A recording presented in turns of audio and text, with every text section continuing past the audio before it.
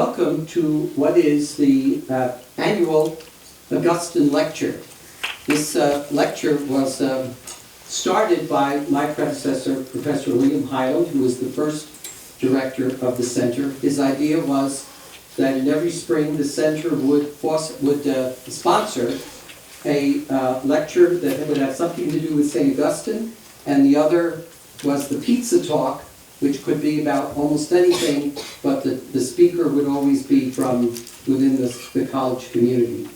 So the nice thing about this lecture is that I don't have to answer to anybody about it, all right? Well, I mean, I have to obviously stay within the bonds of reason and, avoid the president and the academic dean, just to make sure that it's, all right? You get the picture, all right? But this certainly works. All right.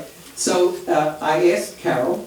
I met Carol. Sometimes you have a meal, and you remember the meal because you remember the person that you were eating with. This was in the New Orleans restaurant in Minneapolis, and I was having shrimp and grits. And across from me was Carol Bruess, and her husband was somewhere at that table also. Along with Tom Kunkel and Phil Oswald, etc. And I remember that very well, and that was in the fall, and then the following convocation, the day we're at the picnic, Brian was there, as usual, in an impeccable shirt and tie. So we're all running around in shorts and t-shirts, and so I thought, Brian really likes this place. Obviously, he likes this place. So I asked Carol, when we got to know one another better, and I knew her specialty, and we talked about this whole thing, relationship, that she would talk about Communio. And I'll say a few words more about her later. But I want to bring it into the realm of Augustine by reading a very famous section from his Confessions. He's talking about friendship.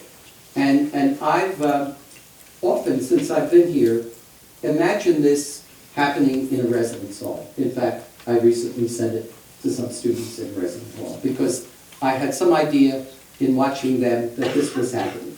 And this is it. It's about friends. We had shared conversation, we shared jokes, made obliging exchanges of favors, read beguiling books together. We're silly together and serious together. We're at odds from time to time, but without resentment, as a person might be at odds with oneself. We actually spiced up a plethora of shared opinions, just a sprinkling of differences. We exchanged teaching and learning, felt put upon when missing those who weren't there, and elated in having them back. We made full use of these tokens and others of the same sort, which came from the hearts of those who love and who love in return, and which issue forth from the face, the tongue, the eyes, and through 1,000 delightful gestures, as a sort of kindling, igniting our minds and melting many of us into one. Melting many of us into one. I think that you will hear this in another way from Carol. I'm not going to do a long intro.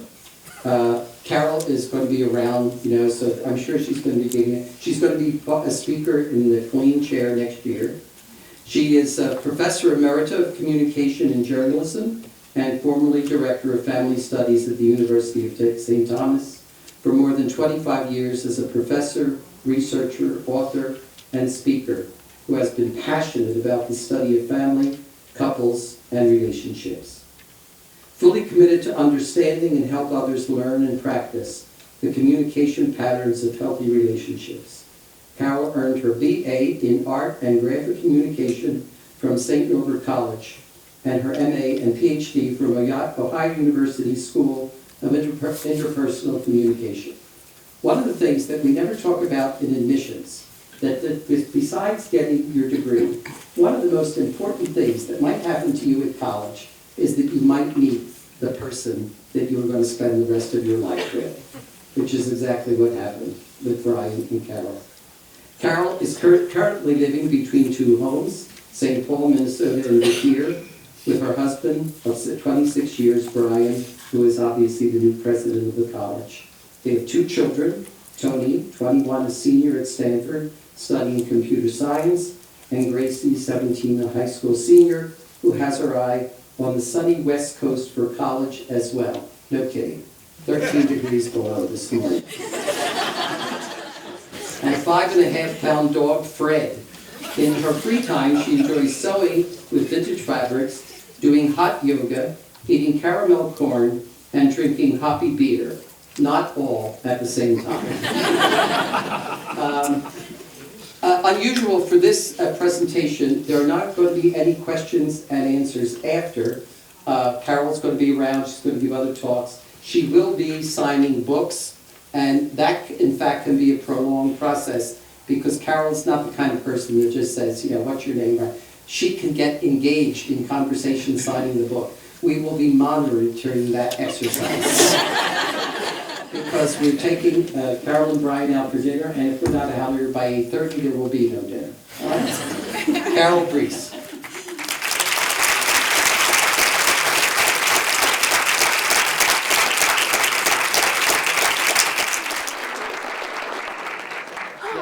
There's also a reception with the signing of books. I'm going to have to monitor Father Andrew here. Thank you all for coming. This is really so delightful to see you all. And Andrew says we're going to be done by 8:30. I had planned about 3 hours, so you know, we'll cut it somewhere right in between. So even though I don't watch much TV besides binge watching Project Runway and The Crown, now that I'm calling myself retired, I thought what we'd do tonight is start with one of my all-time favorite TV commercials. And the commercial actually didn't air here in the US, and you'll see it's a little grainy. The commercial was from a few years ago.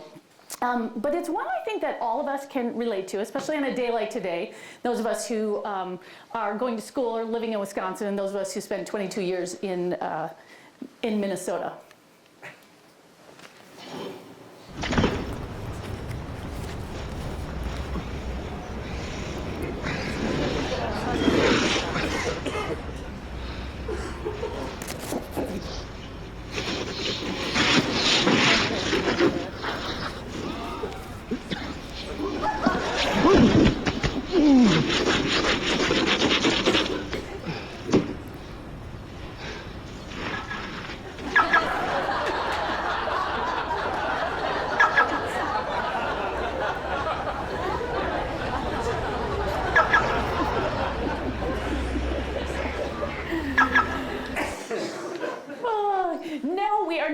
Talk about the impact of winter on our relationships, so that would make a very interesting lecture. And we're not going to talk about how motor oil has anything to do with Communio. However, if I surveyed all of you, I would venture to guess that most of us are spending a great deal of our time thinking that we are probably doing the right things in our relationships, in our families, in our marriages.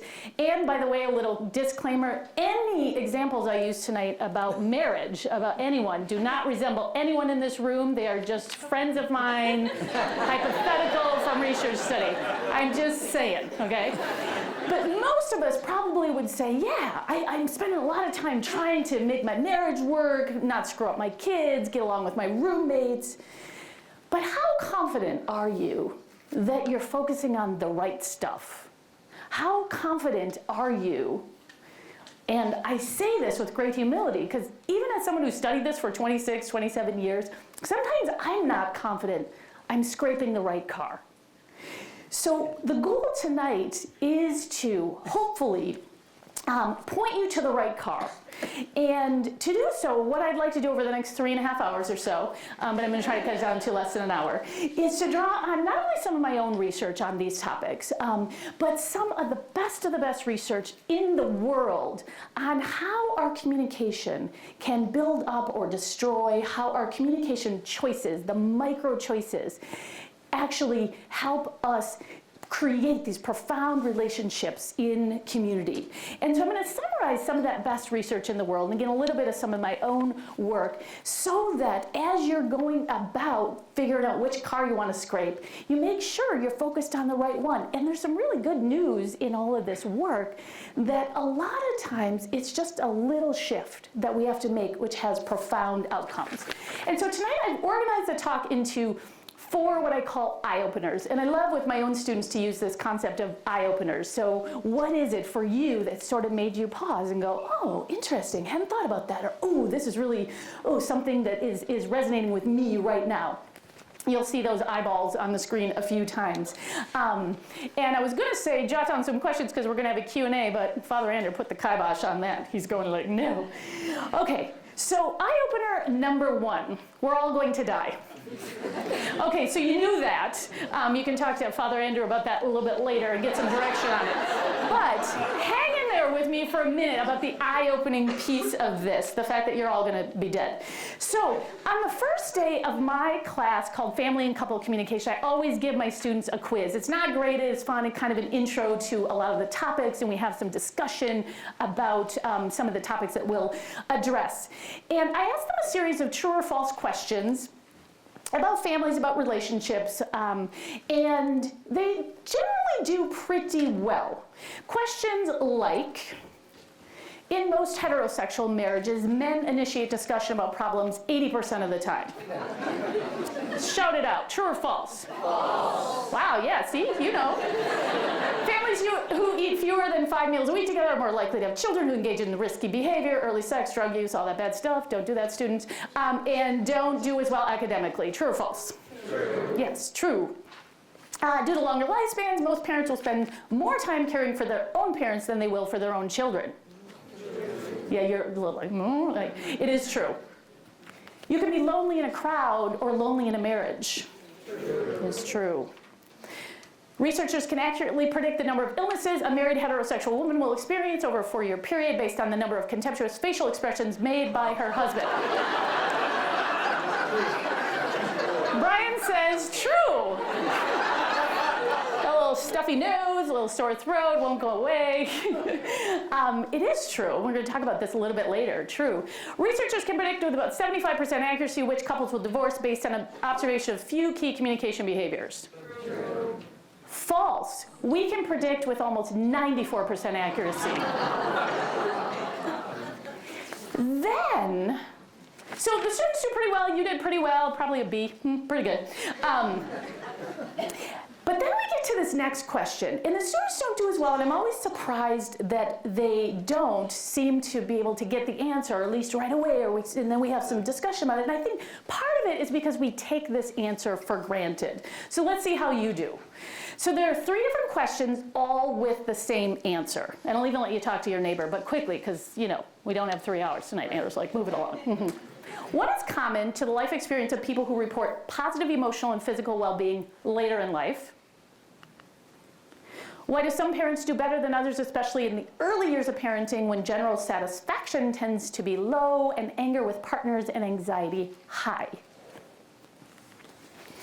And why is it that even older people like Andrew, just kidding, who are single are so unlikely to be lonely? Talk to one another. You get 10 seconds.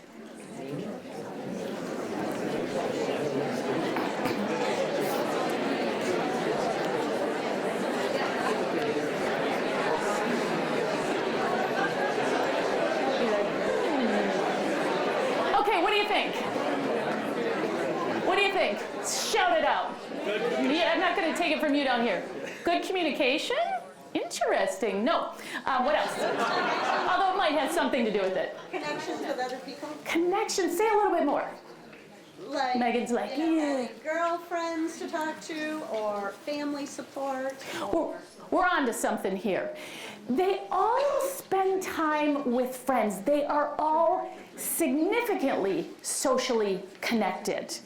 And you know, as a relationship researcher, this is not surprising to me, nor is it surprising to this guy. You may know him, he look familiar. His name's Robert Waldinger. He's a psychiatrist and the current director of the 75-year Harvard study on adult development. It's the longest running study ever on human health and happiness. And you might recognize him because he is featured in one of the top 25 most popular TED Talks of all times with over 20 million views. And if you haven't watched this TED Talk, please watch the entire TED Talk. What Waldinger and his team have been able to do over, think about this, 75 years They have literally tens of thousands of pages of information following 724 men. Yes, they were all men, but we could talk about that later. They did start to add some women later in the study, starting in 1938. And they started when the men were in their teens. And they had two distinct groups of these men. One group of men were from some of the wealthiest families, from the most highly educated families in Boston. And another group of these men were from some of the most socially challenged families who are economically challenged with educational levels that were far different from this first group. And one of their participants even became a US president, JFK. And although there are so many important and intriguing findings as they've tracked these men over 75 years, and there are still 60 of the original participants today in this study participating. And there's so many interesting findings, but one of them that Waldinger points out is that the lessons that they've learned from this study aren't about wealth or fame or working harder and harder. The clearest message that we get from this 75-year study is this: good relationships keep us healthier and happier, period. Social connections are good for us, and loneliness kills. And one of the things they found is it's not the number of friends that you have, and it's not whether or not you're in a committed relationship. Rather, it's the quality of those close relationships that matter. I know you go, right? It's like, And yes, indeed. I mean, if you needed any more motivation to sit on the stairs for the next 3 hours, I mean, one of the things that we know, and why I'm so glad you're all here tonight sitting on the stairs, is that when you're scraping the right car, you might be saving and extending your own life and someone else's. And we have this ever-growing body of interdisciplinary research, which is so cool, that we have communication researchers and psychiatrists and biologists and neuroscientists working together to understand how this all connects. We know that people in isolation experiments, for instance, show emotional and physical and psychological trauma just after a couple days. The famous Harvard nurses study, if you have probably heard about this study on women's health. It started back in 1976 and continues today, found that the lack of close female bonds are as bad for your health as smoking and obesity. We also know from the University of Washington's Relationship Institute, John Gottman, I'm going to talk a lot more about him in a little bit, and I alluded to him in our quiz earlier, that the number of contemptuous facial expressions made by husbands in heterosexual marriages can predict the number of illnesses that women in that heterosexual marriage will have over the next 4 years. Dr. Sheldon Cohen at Carnegie Mellon found recently that the stronger a person's social network, the less likely that person is to get a cold, the common cold. And even more specifically, people who received lots of hugs and were exposed to cold viruses were significantly less likely than those who weren't hugged to get sick. Now again, I always have to caution my students, just don't be going out there just hugging random people. Like, you need to be careful. So yes, not fake news, we're all going to die. However, without social connections, significant ones, and satisfying relationships, while we are alive, we're much more likely without those to be sicker, to be less happy, and we're more likely to die sooner. So yes, we're going to die, but we can change it. So the good news is that while we are alive, a lot of making our relationships better, about building Communio, is not about making the sweeping changes. It's about making micro changes. And this is really good news. Such good news, for instance, I often share feedback with my dear spouse about the little micro changes he could make to make sure that we're happier. Brian he likes getting feedback.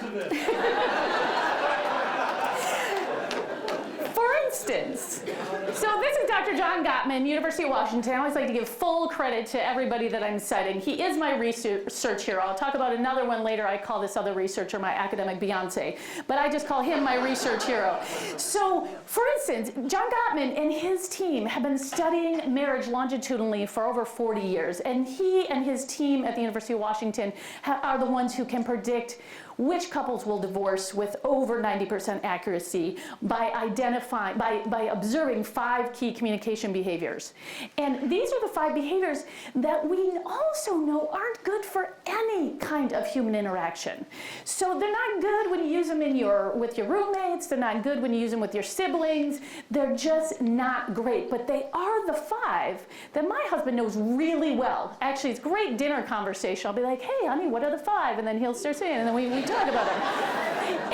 And we know, as Dr. Gottman often says in his lectures, is that he and his spouse, Julie Gottman, who's a marriage and family therapist as well, and the Gottmans are training therapists all over the country and educators and really, really profound work. They always say that it's not that you can't do any of these 5 things. I'm sure that you did them yesterday or today. It's that, or I did. We all do these things. The important piece is that to make sure that these 5 behaviors aren't taking up a profound amount of time in your relationships. And if these are taking up a significant percentage of time in your interactions, then you need to shift. And often they're just micro shifts. So what are these 5 things that 94% of the time will tell us if your relationship is going to make it the long haul or not? The first one is criticism. And it's really important to know that complaining and criticism are 2 different things. Complaining does not predict divorce. You can complain as much as you want, but it's important to know the difference between what complaining and criticism is. So for instance, criticism often appears as a complaint coupled with a global attack on the other person's personality characteristics. We know that tends, and it doesn't tend to work well. It's the you always or you never. So for instance, again, completely hypothetical example, of course. A complaint often stays focused on the behavior. I really don't like it when your wet towel is hanging on the chair, or for roommates here, on the loft. A criticism sounds something like, you always hang your wet towel on the chair. You're such a slob. You never, you always, you never. It's so important to know that we have to be able to complain in our relationships. We have to be able to do that. But to shift in this microwave from criticism to complaint is key and can save your long-term relationships. The second really cancerous behavior that Gottman talks about is contempt. Contempt is criticism bolstered with a bit of disgust. It's a sense of superiority. We all probably know, we're thinking right now, some of you like, oh yeah, I know when someone's done that. It's this top down. Contempt can be expressed in just a micro moment, a rolling of the eyes. As John Gottman and his team have identified, the eye roll is just the classic contemptuous move because it says to the other person, who the hell cares? Or you're stupid. And it happens in just this micro flash of a moment. And what do we do when someone is contemptuous or criticizes us? We tend to get defensive. But we know over time the couples that were the marriage disasters versus the marriage masters, they reduced their defensiveness. And the antidote to defensiveness, the antithesis really, is curiosity. It's accepting responsibility instead of defensive, defensive comment about the towel. Your roommate complains, I really don't like it when you leave that towel there. Defensiveness, of course, is, well, if you didn't stay up so late, I wouldn't have to, sneak around in the dark. But a curiosity is like, oh, wow, I didn't know, you're right, that's kind of rude. Why does that bother you so much? So the reduction of defensiveness is so key to our long-term healthy relationships. The fourth of these 5 behaviors is stonewalling. We could do a whole 2-hour lecture just on this. But I like to think about Nobel Peace Prize winning author Elie Wiesel, who taught us that the opposite of love is not hate, it's indifference. It's apathy. And when couples in particular get to this place where they're stonewalling one another, they're not responding. They've decided over time, and part of this is physiological. When you're in a relationship that's filled with criticism and contempt and defensiveness, it's really hard on your physiological self. There's a lot of cortisol, there's a lot of negative hormones rushing through your body. So you start to protect yourself, and putting up a stone wall, kind of protecting yourself from that person who might be launching those criticisms at you, of expressing contempt, is one of the ways that couples respond. But it's not good, because then we distance, we're not willing to engage.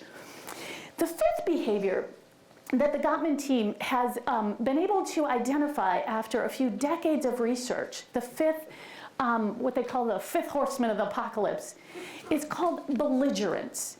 And it's when we take a tone of hostility, when we assume an aggressive or a fighting stance, especially they found at the beginning of a conversation or the beginning of a conflict. The research has gotten so specific that we know that the first 3 minutes of your conflict conversations are key.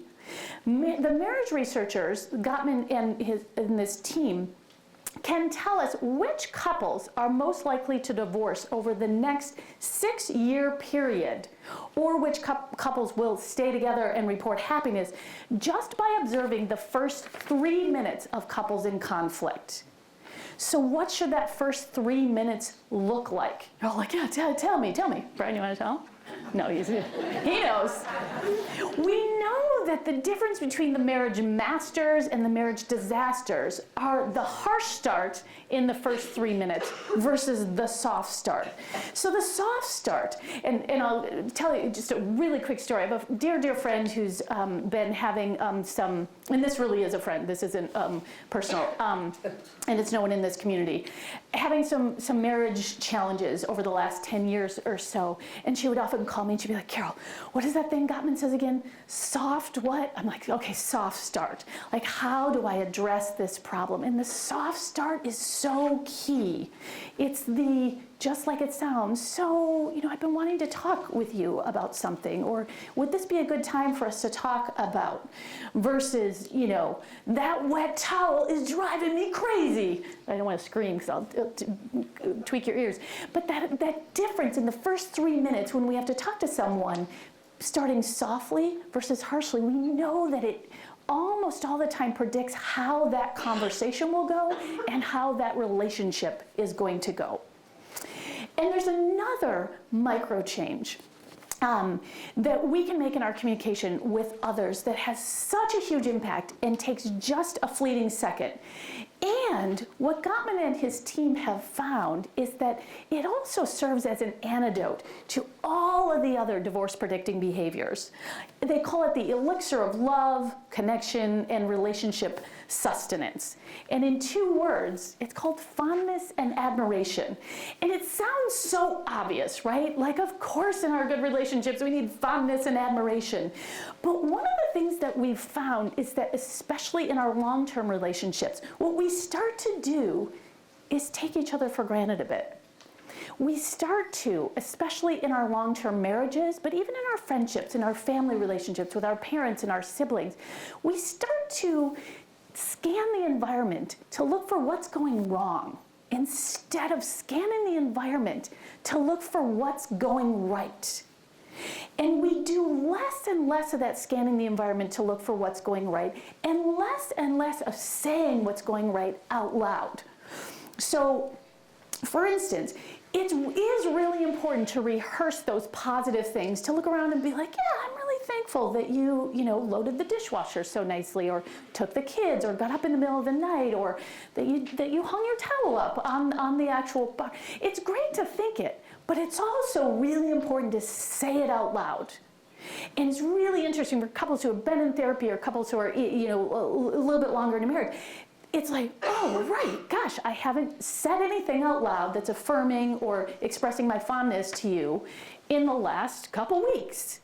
So what I want you to do right now is turn to the person next to you. It could be a stranger, because this works too, and offer that person, or it might be the person you're here with tonight, offer that person and admiration.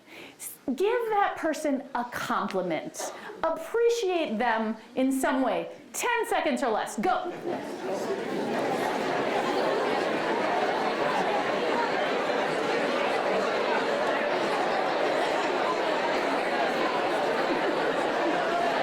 I like your red shirt.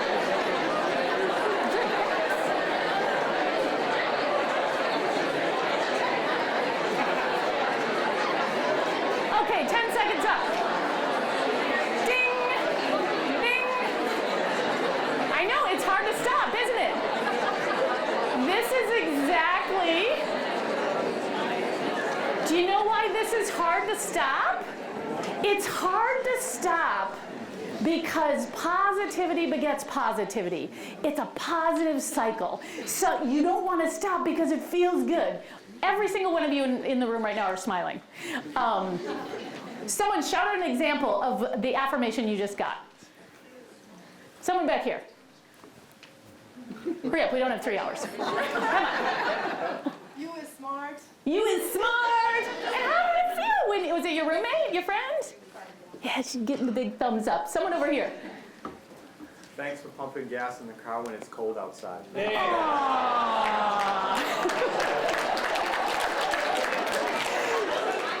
Right, she thanks him. Yeah, yeah. And how did that feel? Does it feel good? Yes, oh man, it's feeling real good. And here's the thing, again, it sounds so obvious, but we know that this is absolutely key to building strong relationships, even with strangers. Taking a moment to compliment, to acknowledge, to affirm, to show some admiration for the people around you. And we get even more specific than this. Gottman and his team, and then we're gonna move on, have been able to identify key ratios, the difference between the couples who are, again, the masters and the disasters, the couples who are going to make it for the long time and those that are more likely than not to get divorced. You're going to want to remember these ratios. The difference between happy couples and not so happy couples is that in those couples that thrive, there is 5 times more positive moments to negative moments, even when the couple's in conflict. 5 times more positivity than negativity, even in conflict interactions. And in everyday mundane interactions, just your day-to-day, there's 8 times more positive moments than negative. Our relationships, our community thrives on positivity. We know this from decades of great research. The last little bit of Gottman's work that I want to share in this section, this idea that micro changes matter, is probably my very favorite, besides when I give Brian a little feedback about his contemptuous smirky face. Like, you just made a little, So failure to master the bid is what John Gottman and his team say is the fundamental unit of all emotional connection. Failure to master the bid will jeopardize all of your other efforts at building strong relationships with others.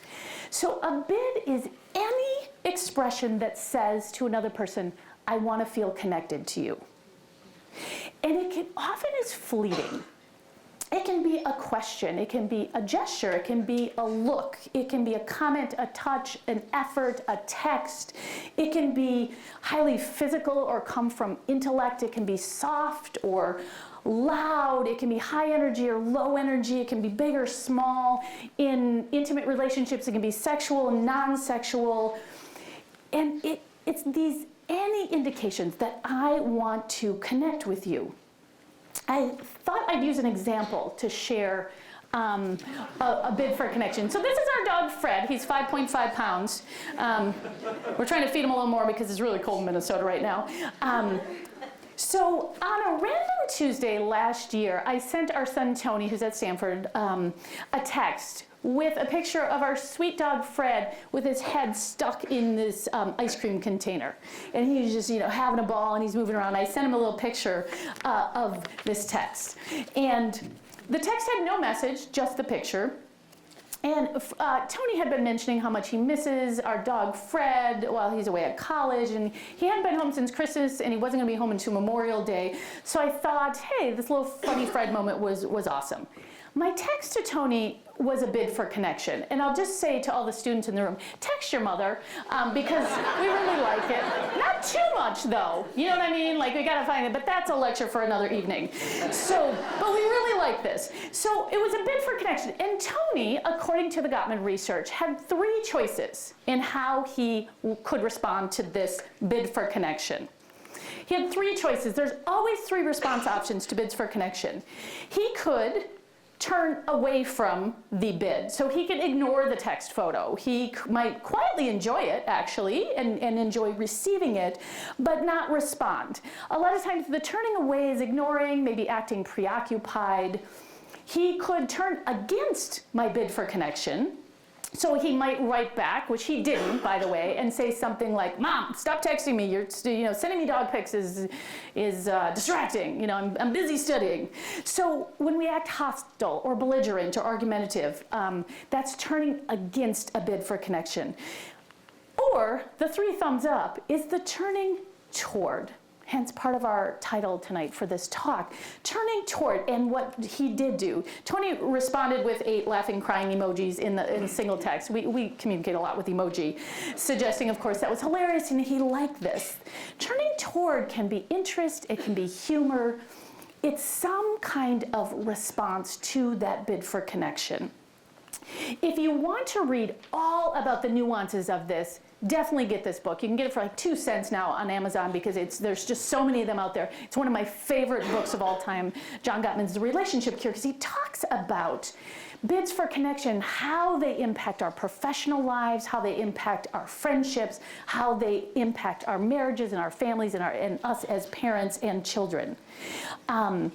And according to Gottman's research, our positive or negative response to other people's bids for connections is the key to predicting the fate of our relationships. It's really important to know. For instance, whoops, I moved ahead too quickly. For instance, this research has been able to show us that husbands in unhappy heterosexual marriages that ended up dissolving, turned away or against their wives' bids for connection 82% of the time. Turned away or against 82% of the time. Wives in those failing heterosexual marriages turned away or against about 50% of the time. And for same-sex couples, there were similar results. The turning away or against bids increases the odds of negative marital outcomes. And what's really fascinating about bids for connection is that, and I think some of the most fascinating, is that the odds that someone will rebid after someone turns away or against our bid for connection is almost 0. In unhappy couples, rebidding actually happened in happy couples, rebidding actually happened about 20% of the time. In unhappy couples, rebidding hardly happened at all. And with friends and our family and people in our community, peers, almost 0 rebidding happens. Once we're shut down, we tend to kind of shrink away. We don't say it again. We don't reach out again. The lesson for us, I think, as we consider Communio, is to pay attention to what's all the hundreds of bids for connection that are happening all around us every day. In an average day, there are literally hundreds of bids for connection being made and exchanged between roommates and friends and peers and colleagues and spouses. And it's so crucial that we lift our heads up from our phones and we pay attention. And that's a little preview to the topic that we're going to talk about in a second. But before we get to that, when we're talking about the digital age and what's going on, one of the keys that is so essential to think about as we consider our micro changes is, and this is key with all communication skills, is that they need to be practiced. And it's important to keep practicing them over and over again until we get them right. Even when we don't want to, even if it seems a little bit rigid. It's like, okay, right, soft start. How am I going to do this? Okay, I need to use an I statement. I need to focus on the behavior. Sometimes you even want to just write it out. You know what I mean? Like, write it out for yourself. Because there's this concept called overlearning. Overlearning is doing something so many times that it becomes second nature. And once we overlearn a communication skill, we'll have access to that skill when we need it most, and you won't even have to think about it. So for the last 32 years, for instance, I've been helping my dear spouse overlearn that criticism and contempt and defensiveness and stonewalling and belligerence, but it's this great thing. And honestly, one of the reasons that I love studying relationships and getting to be immersed in this literature day in and day out and have conversations with students about how this is working currently in their lives and what some of the challenges are and how they might do things differently, is that I get the chance day in and day out to say, what can I do better? How have I screwed up? How can I shift and change and make those micro changes that make a difference? I'm going to end this eye-opener too with the words of John Gottman. Complex, fulfilling, and satisfying relationships don't just suddenly appear in our lives. Each one is made up of many smaller exchanges. They develop one encounter at a time, like cells of the body or bricks of a house. So let's talk about eye-opener 3, and it's called Dang Digital Devices, #disrupt. And I wanted to start with this disclaimer. As I look, it's 7:44. See, got my Apple Watch. I am not a tech naysayer, I'm not a tech hater, I'm not a tech basher, I'm not anti-tech in any way, okay? So don't attack me later and be like, whoa, I love my tech. I love my iPhone, I got the 10, I love emoji, as you've noticed. I love it, I have it all, okay? But what I also am is a bit concerned, and we all should be a bit concerned, because the research is starting to pile up. You know, we're all part of this big human experiment right now. We're all participants in this experiment. There are some inconvenient truths that are becoming painfully and importantly apparent. That there so many of the ways that all of us rely on, almost all of us, except Brian's father. He's the only person I know who really does not like tech, and doesn't rely on his tech, doesn't have a phone. No, technically he has a phone, but he never... Oh, I'm sorry, I said Brian's father. Oh, right. Yeah, his biological father, not this father. Yeah. But yes, father. You have a phone though, right? Is it a flip phone? Yeah, I know flip phones are all the rage. No, I don't. Oh, you have it. No. Anyway, almost all of us use and love and rely on this technology. We mindlessly embrace our technology, even in the middle of our most intimate moments. Like, we have data that shows, and I'll get to more detail on this in a minute, that a significant percentage of adults in committed relationships are checking their social media while having sexual intercourse. And a large percentage of adults admit to texting during funerals. A large percent of adults admit texting during funerals. And we have to ask ourselves, is all this digital connection helping us get what we want? Great relationships, great marriages, great, kids, all that, a strong sense of communio. So MIT researcher and author Dr. Sherry Turkle, she's my academic Beyonce. Oh, I should have gotten a picture of her, I didn't. She's written 2 of my favorite books on this topic. I'm gonna talk a lot more about this next fall in a lecture. But one of the things that she has started to point out is that technology has a powerfully seductive undertow in our lives. She explains that it's a bit like climate change. Day to day, most of us, we're feeling safe in our homes, and we usually aren't thinking really dramatically about 20, 30 years from now. We aren't necessarily immediately noticing the subtle but profound shifts in our world. Of course, this topic is a semester-long course all in and of itself, but I'm going to try to summarize what I think are the most eye-opening bits of the research in 7 minutes or less. And the research is pretty clear. Almost all of us are living in the always-on environment, a state of perpetual contact. Over 96% of the population in the world now uses mobile phone technology. And here's the interesting thing. And what should be a little bit shocking to us, we don't just love our phones, we love our smartphones. The flip phones, even the iPads, our laptops, they just aren't so seductive. We know that more than 50% of people never turn off their phones.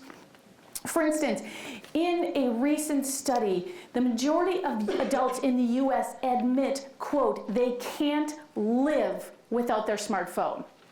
Can't live. Choose not to live without their smartphone. Huh? What? According to some recent Pew research, 39% of adults have a symbiotic relationship with their mobile devices. I know he's hugging a computer, it's not his phone, but I love this photo so much. And I stole it from the internet. So symbiotic relationship, a relationship of mutual dependence. People, we are using words to talk about our mobile devices, our smartphones, with the same words that we use to talk about lovers, the people that we love the most. And the research on our love affair with our smartphones reveals that cell phones are giving people a sense of a feeling of euphoria or a feeling of being valued and loved as they interact and receive messages from others through those devices. The neurochemical high that we get from those little buzzes, those little notifications, sometimes we even get phantom little buzzes. For instance, I misplaced my Apple Watch for the last 5 days, and I really like my Apple Watch. I had the phantom buzz on the wrist, like, oh, wait, I can't find my watch. We know that the neurochemical high that we get from those little buzzes and the little pings and the little likes and the little retweets and the Snapchat streaks that we're making is similar to taking a hit of cocaine. Now, just an aside, I've never done cocaine. I'm just reporting the research. According to University of Chicago's Booth School of Business, Twitter is more addicting than cigarettes. The temporary high you get from checking Twitter, if you love Twitter, creates the same temporary high or buzz as a cigarette break.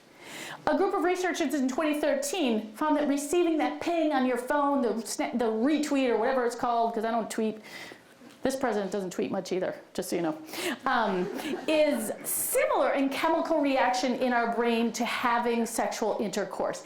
80% of people sleep with their phones. If we had more time, we'd have a little discussion about that. A 2014 survey found, and this was not an academic survey, so hopefully there'll be some follow-up, that US Americans now consider smartphones, a significant percentage of US Americans consider smartphones more important to them than having sex.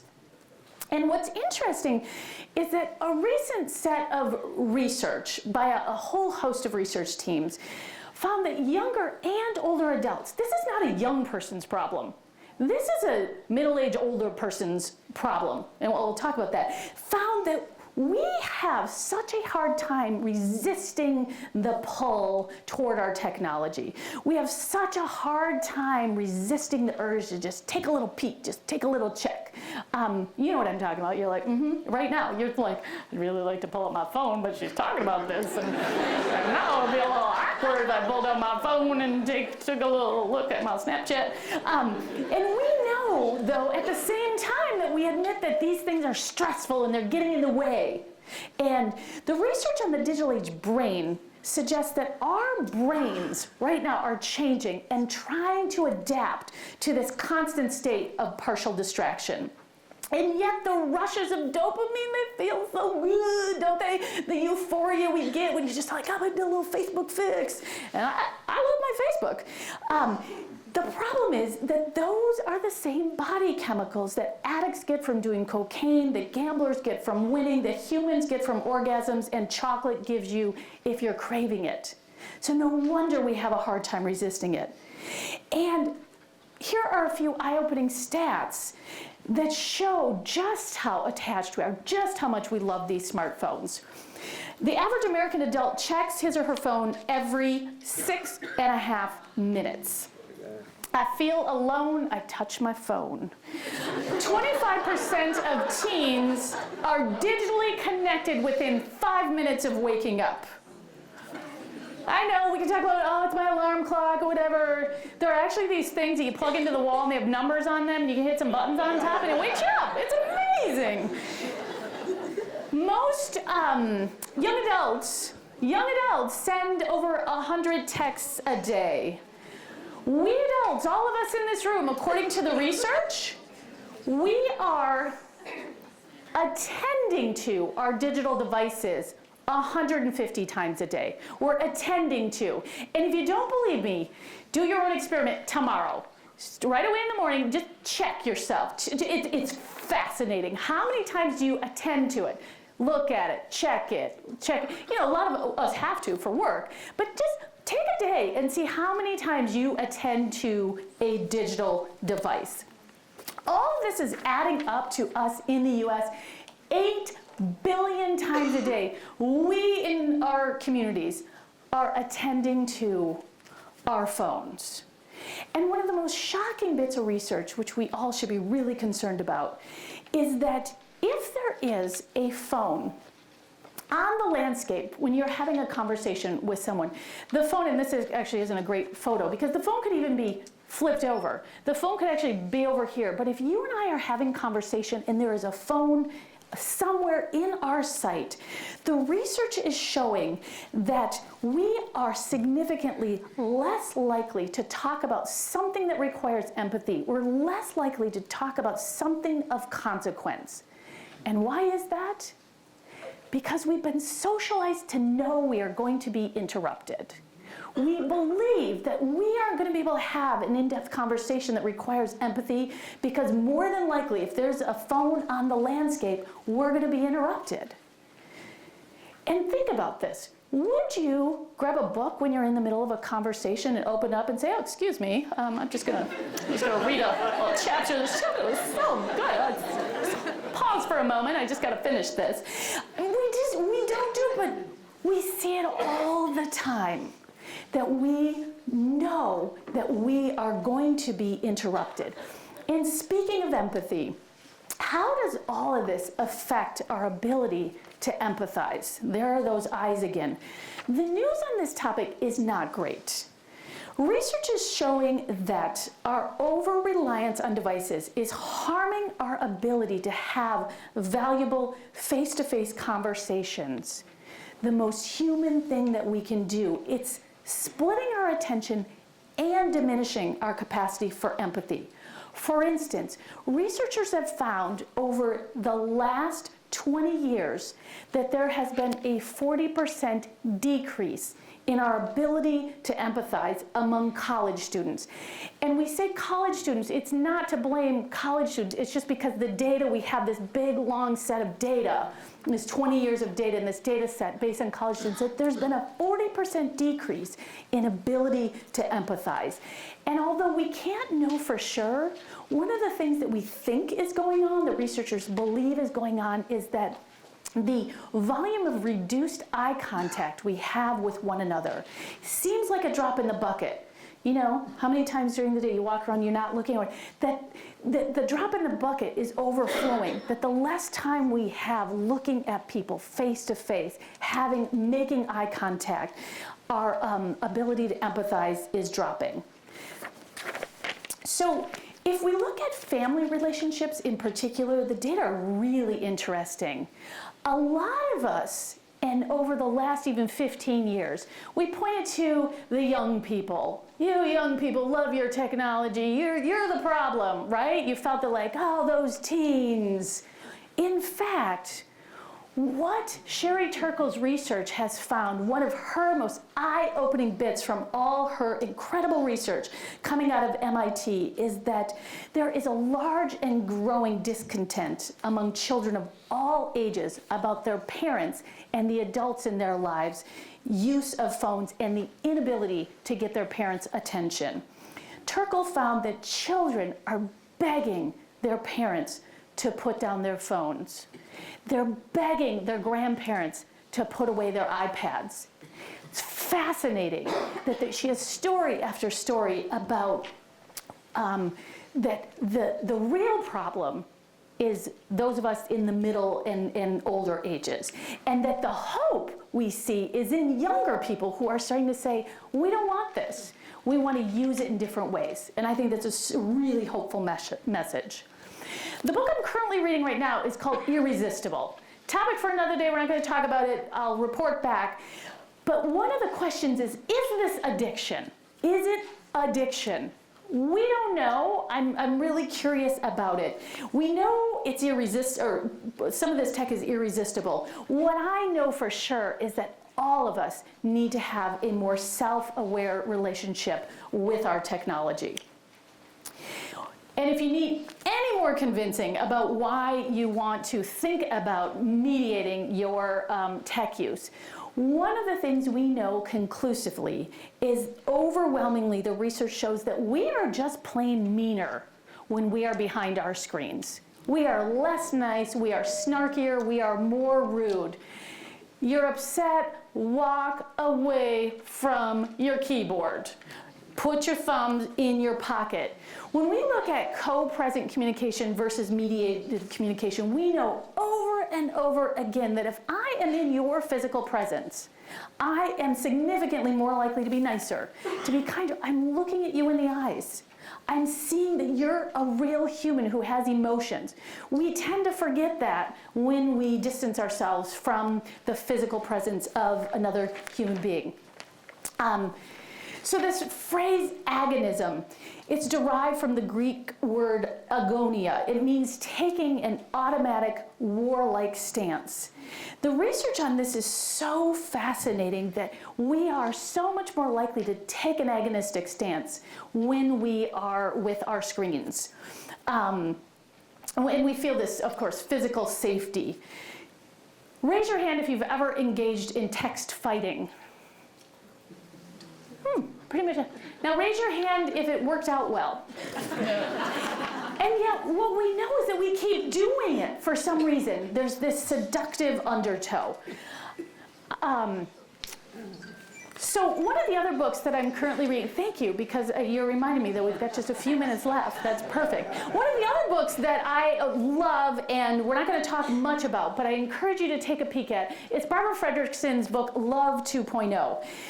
Essentially, one of the takeaways from her research is that she has been able to explain that from our body's perspective, love is this dynamic mind-body process that rolls through you for a few micro moments when you are connecting with another human being. When we click with someone, her research shows that there's this momentary synchrony that emerges between the two of us. She talks about love as these micro moments of positivity resonance.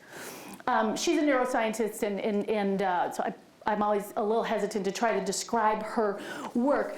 But one of the things that she suggests in her research that is so essential for us to keep in mind is that these micro moments of positivity resonance, these moments of micro love between human beings, it can be with a stranger, it can be with your spouse, it can be with a family member, it can be with anyone, it could be between a professor and a student, a mentor and a mentee, that these micro moments of positivity resonance do not happen when we are not in the physical presence of another human being.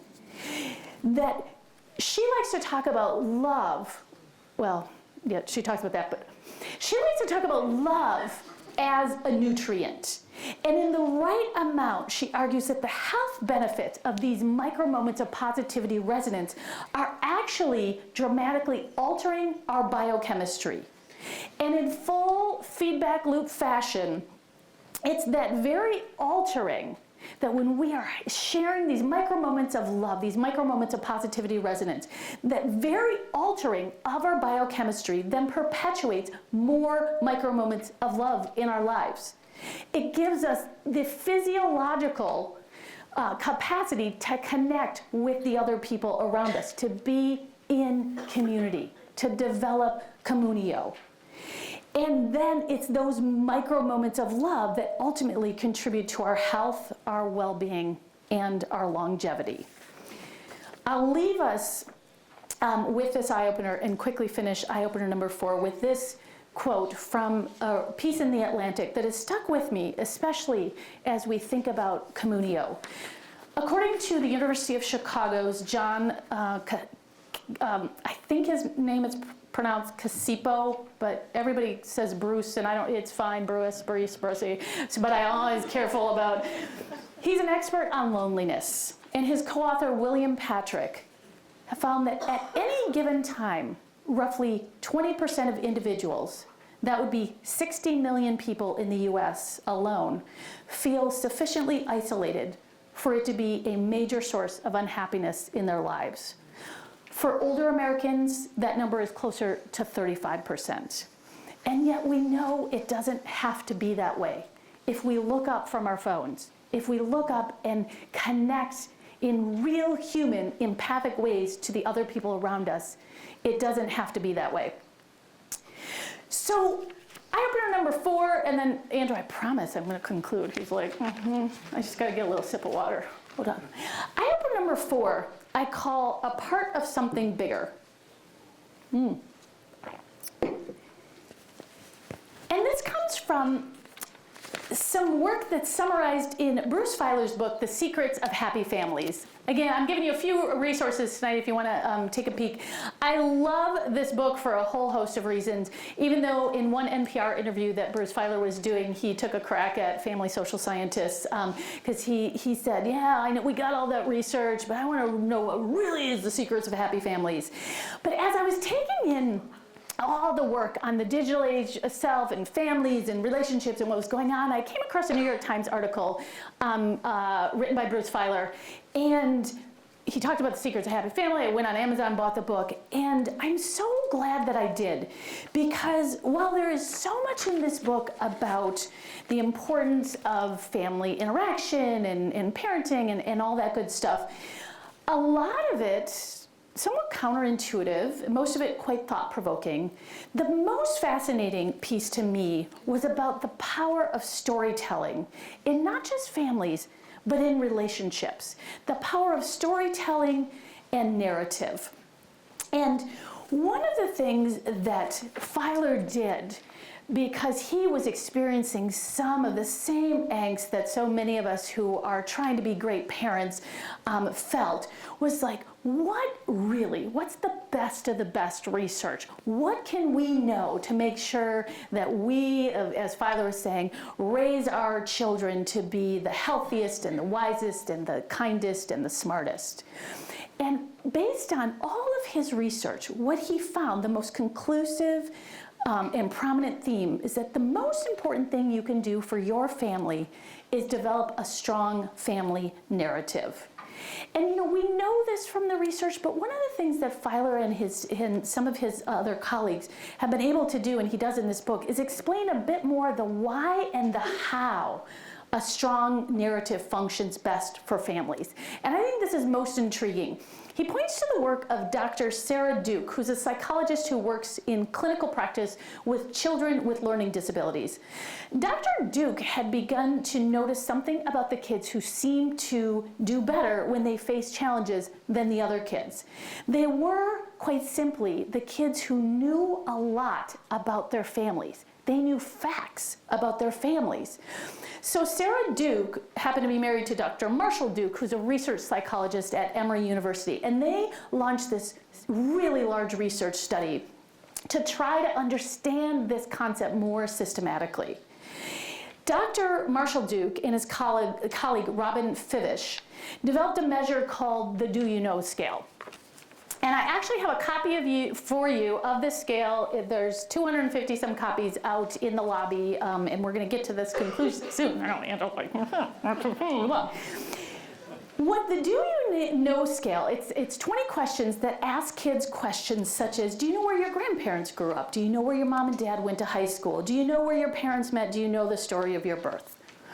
The simple summary of what they found using the Do You Know test is that the children and teens and adolescents who knew more facts about their family's history showed a stronger sense of control over their lives, higher self-esteem, and they believed that their families functioned more successfully.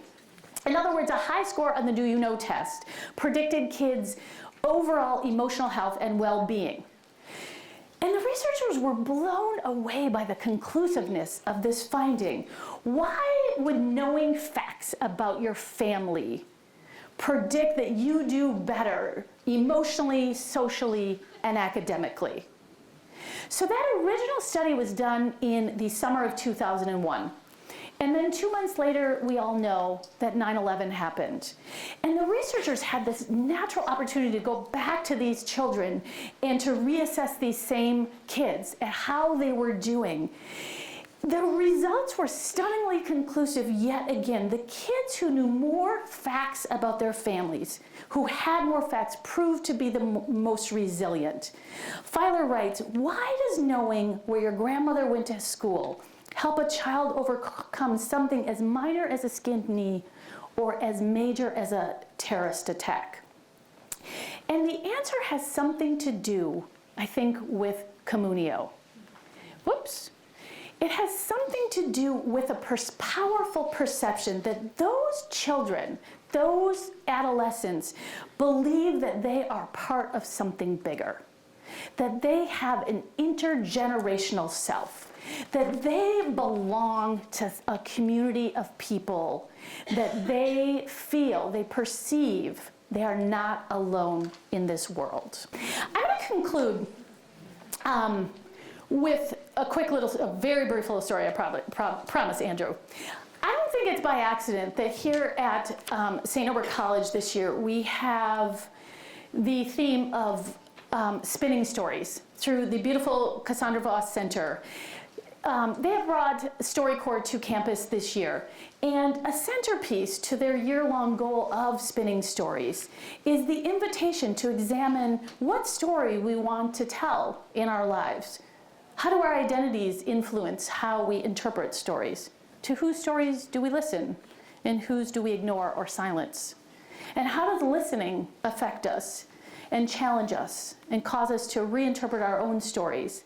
And how can we in this community spin new stories together?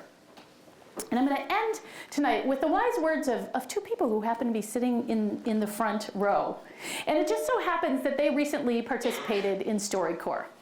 Professor Debbie Foss, right down here in the front. I didn't give you much. Oh, you're getting a round of applause. Oh, and it's well deserved. And a guy named Brian. No, don't go. They went into this and did a StoryCorps interview in December. And Debbie, in this interview, responds to Brian's question. And it's a long one. It's 42 minutes, so grab some popcorn, because it was a long interview.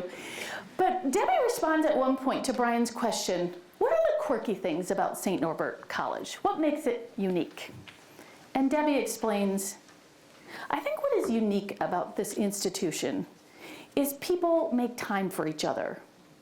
We know staff, we know faculty, we know facilities, we know the president, we know people in Main Hall. People know people, and people know stories. It was very evident when we had the funeral of my husband on this campus, and people who knew Tom had stories about Tom.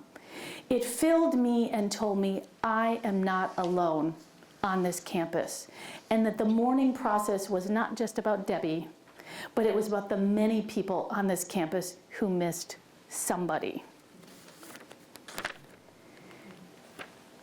And so I am going to give the final word to Dr. Robert Waldinger. Sorry, you too. It was beautiful, I know. To lighten it up a little bit. Dr. Robert Waldinger of the 75-year Harvard study says, so this message that good, close relationships are good for our health and well-being, this wisdom is as old as the hills. Why is this so hard to get, for us to get, but so easy to ignore? Well, Waldinger explains that we're human. What we really like is a quick fix, something that will make our lives good and keep them that way. And then he goes on in this quote, and I think his last comment fully nails it. Relationships are messy and they're complicated. And the hard work of tending to family and friends, it's not sexy or glamorous. But the good life is built in good relationships. And I'd add that the good life is built in Communio. And I'm really going to end now, because we're done. Yeah, I'm going to really end now. Thank you all for coming.